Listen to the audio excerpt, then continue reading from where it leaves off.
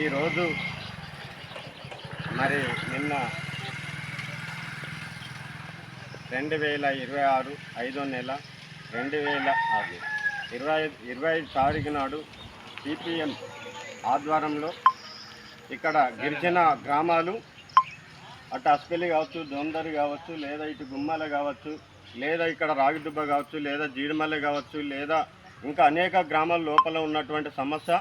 ఈ సమస్య పైన ప్రభుత్వం, కాంగ్రెస్ ప్రభుత్వం కానీ పోయిన ప్రభుత్వం కానీ ఆర్భటంగా చెప్పింది. మరి అక్కడ ఉన్నటువంటి గ్రామాలకు ఇండ్ల సౌకర్యం కానీ, లేదా కరెంటు సౌకర్యం కానీ, లేదా రోడ్డు సౌకర్యం కానీ, ఇక్కడ ఉన్నటువంటి అన్ని గ్రామాలకు ప్రభుత్వమే హామీ ఇచ్చింది. ప్రభుత్వాలే ఆర్భటంగా చెప్పిన ఎలక్షన్ల సమయంలో ప్రజలను మభ్యపెట్టి ఓట్లను అడుక్కపోవడమే తప్ప ప్రజల మౌలిక సదుపాయాలు నెరవేరడం లేదు.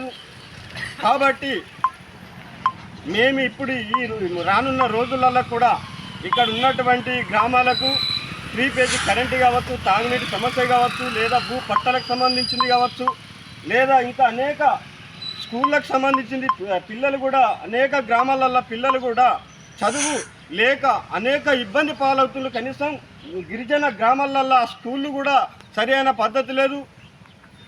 మరి వెంటనే ఆ గిరిజన గ్రామాలకు అన్ని సౌకర్యం కల్పించాలని మేము ప్రభుత్వాన్ని డిమాండ్ చేస్తున్నాం. అదేవిధంగా లోపల ఉన్నటువంటి గ్రామాలను ఇప్పుడు కాదు, దాదాపుగా అంటే 40-50 సంవత్సరాల నుంచి అక్కడ కొనసాగుతున్నాయి.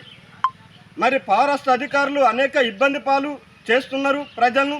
మరి ఆ పట్టల కోసం కావచ్చు, రోడ్ల కోసం కావచ్చు, రోడ్లు వేసుకుని వెళ్ళిపోదామన్నా కానీ రోడ్లను బంద్ పెడుతుండ్రు.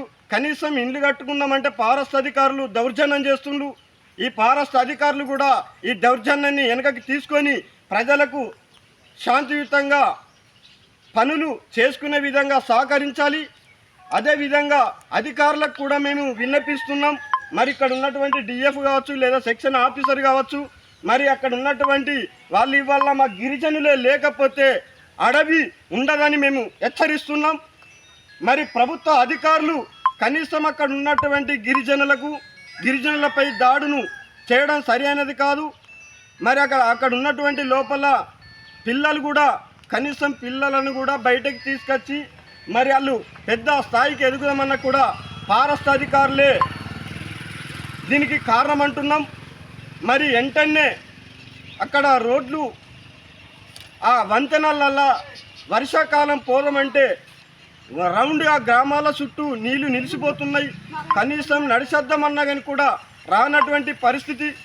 మరి మేము వెంటనే మా సిపిఐ ఎంఎల్ లిబరేషన్ పార్టీ ద్వారా కూడా మేము ఈ ఉద్యమాన్ని నిరాధారం ఉద్యమాన్ని కొనసాగిస్తామని కూడా మేము హెచ్చరిస్తున్నాం.